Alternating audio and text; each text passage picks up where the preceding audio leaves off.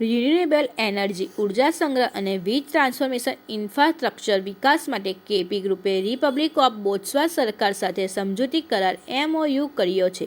આ કરાર હેઠળ બોત્સવાના અંદાજે ₹36,000 કરોડ $4 બિલિયન નું રોકાણ કરીને utility scale solar, wind and hydric power project વિકસાવવામાં આવશે, જેમાં કુલ 5 ગીગાવોટ ક્ષમતા ઉમેરવાનો હેતુ છે.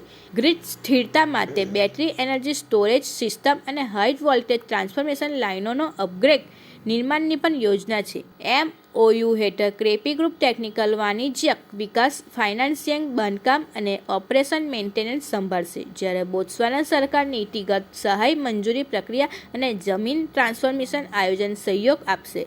સાથે જ બોત્સવાના વિદ્યાર્થીઓ માટે રિન્યુએબલ એનર્જી અને એન્જિનિયરિંગ ક્ષેત્રે દર વર્ષે 30 શિષ્યવૃત્તિઓ આપવામાં આવશે.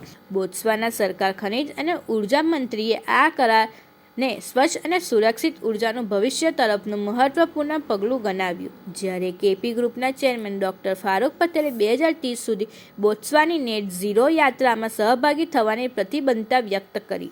કેપી ગ્રુપ ભારતમાં હાલ 6 ગીગાવોટ રિન્યુએબલ પોર્ટફોલિયો ધરાવે છે અને 2030 સુધી 10 ગીગાવોટના લક્ષ્ય સાથે આગળ વધી રહ્યું છે.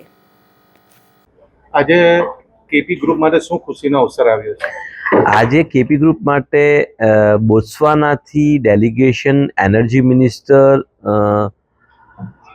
અહીંયા આવીને આપણી સાથે MOU કરે છે. ફોરેન અફેર મિનિસ્ટર આપણી સાથે MOU કરે છે. 5 ગીગાવોટનું અમારે MOU થઈ ગયું છે અને એ 5 ગીગાવોટ દ્વારા અમે લોકો બોત્સવાનાની અંદર પોતાના પ્લાન્ટ લગાવીશું અને આજુબાજુની કન્ટ્રીને એ પાવર વેચીશું. એવા MOU અમારા થઈ ચૂક્યા છે આજે. અને એનાથી ખુશી વધારે શું હોઈ શકે કે આપણે વર્લ્ડના માટે, વર્લ્ડના લોકોના માટે બી એઝ અ ઇન્ડિયન આપણે આપણા ફૂટપ્રિન્ટોને સ્ટ્રોંગ કરી રહ્યા છીએ.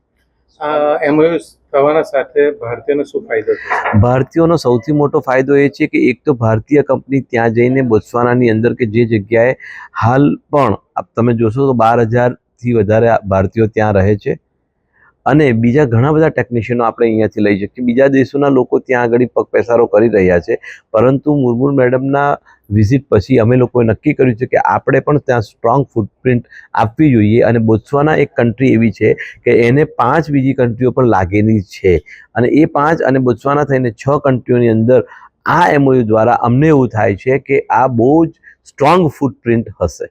આ MOU સાઇન કરવા માટે ભારત સરકાર તરફથી કેવો તમને પ્રતિસાદ?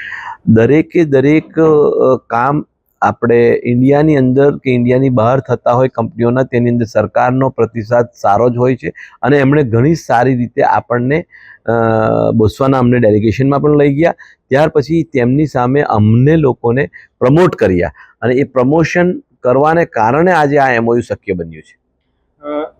બોત્સવાનામાં જે MOU થયું એના માટે આપના દિમાગમાં કયો શાર્પ પોઈન્ટ આવ્યો કે જેના કારણે તમે બોત્સવાનાને પસંદ કર્યું? મેં આપને કીધું કે ઇરેડિયેશન એક તો વધારે છે, એની સાથે સાથે ત્યાં આગળ સેફટી બાકીના આફ્રિકા દેશો કરતાં વધારે છે અને ત્યાં 92% યુથ જે છે તે ભણેલું છે અથવા તો એજ્યુકેટેડ છે.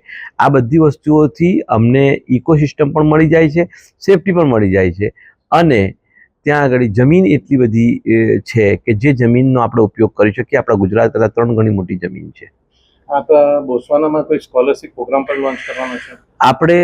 આપણે ઓલરેડી PP સવાણી યુનિવર્સિટીની અંદર અમારો સ્કોલરશિપનો પ્રોગ્રામ ચાલી રહ્યો છે અને તેમાં 92 વિદ્યાર્થીઓ આજની તારીખે રિન્યુએબલ એનર્જીના ગ્રેજ્યુએશન કરી રહ્યા છે. PP સવાણી યુનિવર્સિટી કોસંબાની અંદર કોલેબોરેશનની સાથે. એની અંદર જ અમે લોકોએ એમના 30 બાળકોને અહીંયા આગળ ગ્રેજ્યુએટ કરવા માટેની ઓફર કરી છે જે સ્વીકારાઈ છે અને સ્કોલરશિપ કેપી ગ્રુપ તરફથી હશે.